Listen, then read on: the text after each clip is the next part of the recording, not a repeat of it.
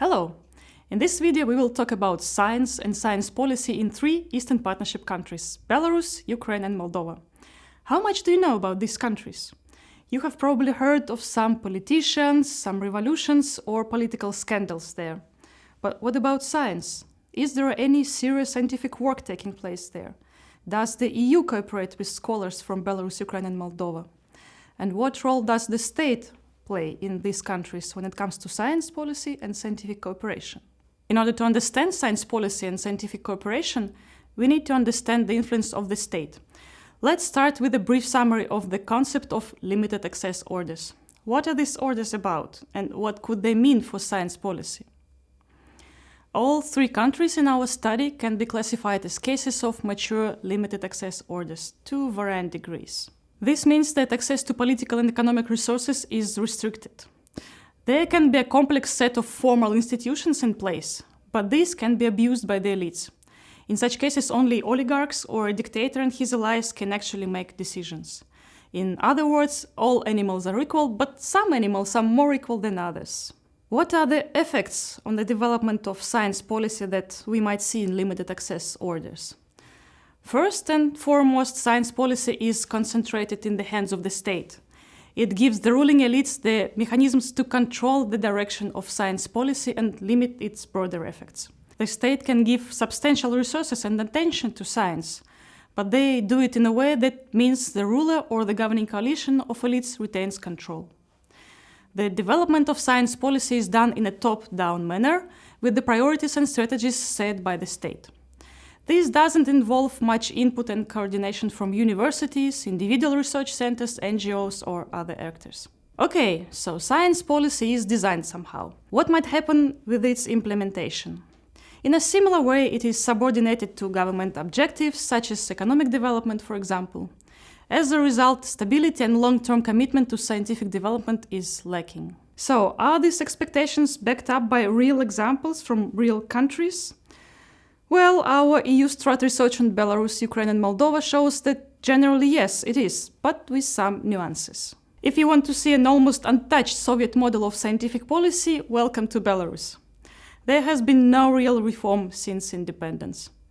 But today there is less money than there was in Soviet times. Now scientists have to produce economic results and pay for the failures from their own pocket. On the other hand, Ukraine established recently a new body that aims to facilitate the exchange of science and technology information between the government, scientists and businesses. The new regulations in Ukraine show its high ambitions in terms of advancing science and transparency of funding. In Moldova, there was an important science policy reform in 2017. The reform shifted the institutional balance in scientific policy formulation from the Conservative Academy of Sciences of Moldova to the government. The results of these formal changes, however, will not be visible for several years. What is common for science in these three countries, apart from the Soviet past and practices, is chronic, systemic underfinancing. Belarus now spends 0.5% of GDP on research and development, Ukraine 0.6%, Moldova 0.4%. For comparison, EU countries spend 2% on average.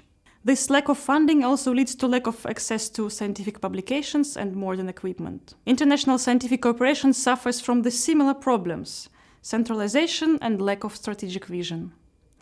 How has cooperation with the EU influenced science in Belarus, Ukraine and Moldova? Well, cooperation has helped science to survive in these countries, but it did not unfortunately become a driving force for its development. The EU is the biggest international partner and source of funding for science in Ukraine and Moldova, and the second after Russia and Belarus. More than 60% of cooperation projects in all three countries are the projects in the fields of hard science and technologies. What is different in these three cases? The crucial difference between these three countries is the independence of researchers. While in Ukraine and Moldova, academics do not experience a lot of political pressure on what they should research and how they should conduct research, in Belarus, scientific activity is almost completely subjected to the goals of the president and the government. Moreover, some of the people we spoke to from Belarus did not see a problem with this, as they believe the government should dictate what the academics should do. This is in line with the Soviet idea about the role of science. The relative independence of Ukrainian and Moldovan scholars from political pressure does not mean that they have complete freedom to pursue their research activities. They are highly limited by the scarce governmental funding and difficulties with obtaining international grants. This, in turn, leads to an increasing gap in the quality and focus of scientific research in the Eastern Partnership countries on the one hand and in the EU member states on the other. So, in all three countries we can see that the effects of a limited access order can be found in the way both the science policy and scientific cooperation are made. It is formulated in a heavily top-down fashion with just little input from below. At the same time, science suffers from fragmentation and over-formalization. In the words of one of the practitioners we interviewed, scientific policy is fragmentary, inconsistent, and often it sets goals that do not correlate well with the previous priorities. Of course, the openness of a regime does not explain or guarantee the level of scientific performance on its own. But there are less chances in limited access orders for science to develop. If you want to explore the topic further, you can read about this research in the EU STRAT working paper series on our website.